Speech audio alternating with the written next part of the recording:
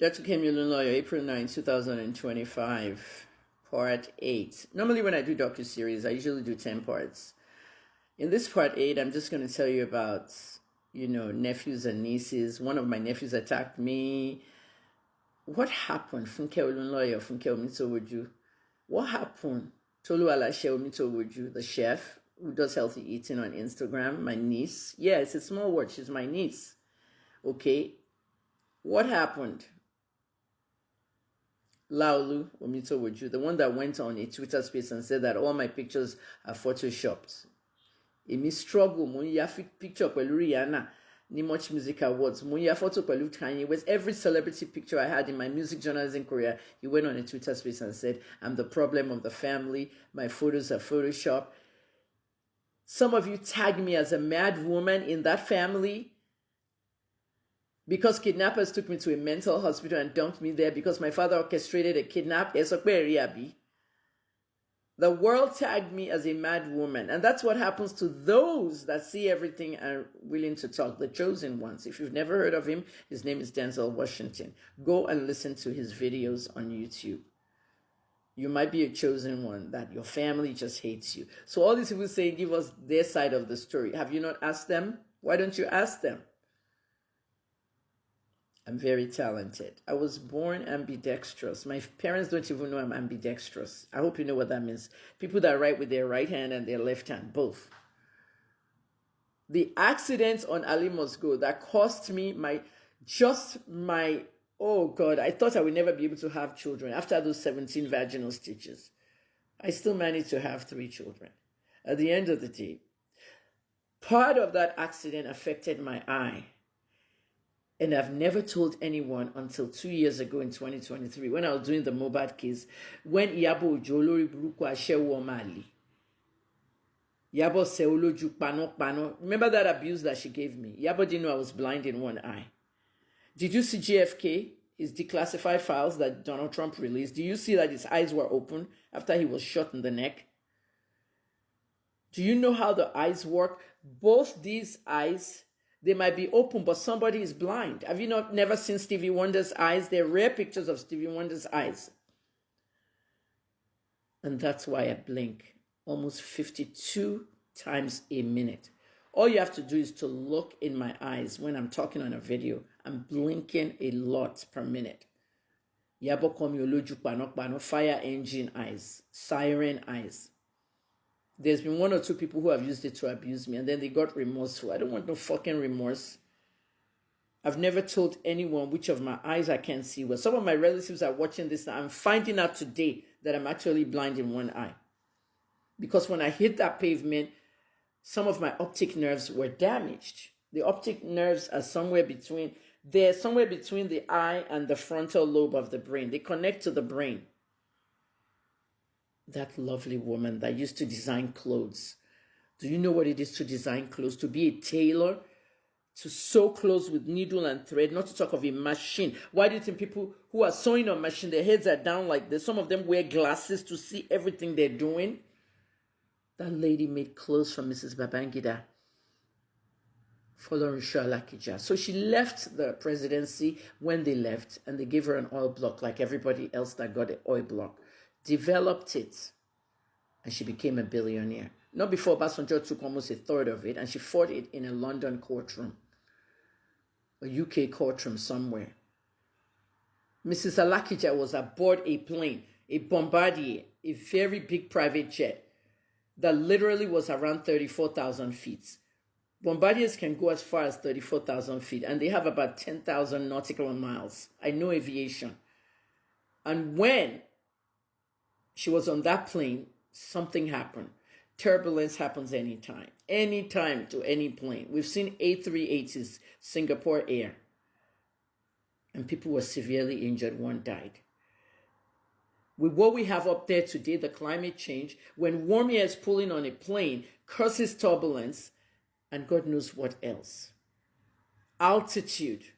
There's a part up there you can't breathe anymore, and you have to wear a mask. Go and ask Captain Leonardo. These people exist now.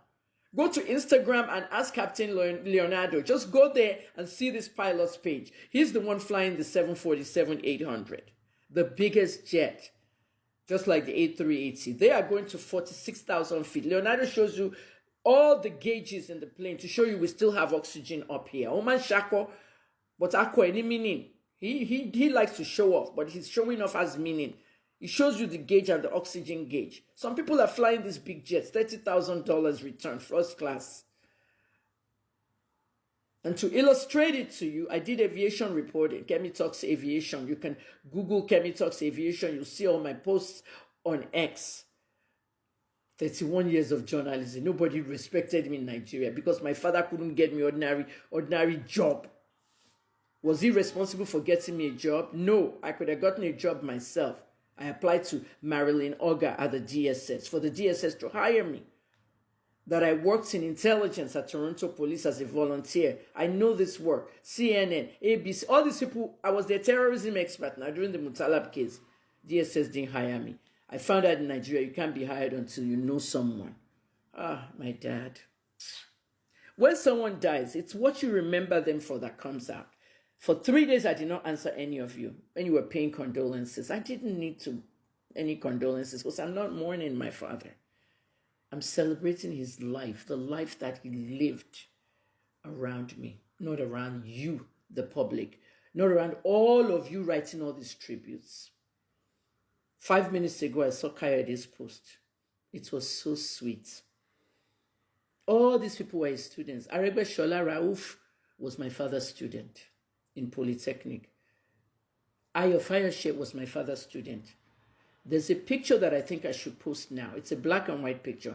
My father was the rector of Polytechnic Ibadan. He sat on the desk and 2 students were in front of him. They came to see the Oga, the rector. And I just came back from school. The driver just dropped me off. I was 8 years old in that picture. I sat on the desk. And in there was Arebe Shola and Fayoshe. They were students. They came to see Dad in the office. 2 people that became governor. Even their teacher, the rector, became governor. And I saw myself. I said, what did I become? Yes, I did become a journalist, pharmacist, and PR specialist, and I was celebrated well in America. But in my own country, Emma Fumini Lino, a prophet is not honored in their own country. Now there's a prophet who was seeing my future in April, saying that everything they've done to me, my family, God is going to lift me up, lift me. One prophet, Boma, from Rivers State. And if you go to his page, 22nd of March, he was saying all the people were tagging me. I didn't know what to do. I just watched the videos and I was like, I remixed the video into my own. Colonel Sanders did not start until he was almost 60. And he founded KFC. And when I think about Bob Parsons starting GoDaddy, I was in my 30s when GoDaddy started. Late 30s. I was almost 40 years old in 2004. And now GoDaddy is the main domain seller. Sometimes you don't start your business or your life early. Sometimes God uplifts you and you start late. I don't know what I will own, what I will have, but I'm rebranding my entire life now that my father is gone.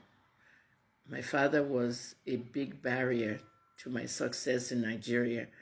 I wish I never came to Nigeria, but my dad told me, come home, come home. I came home twice and I got nothing.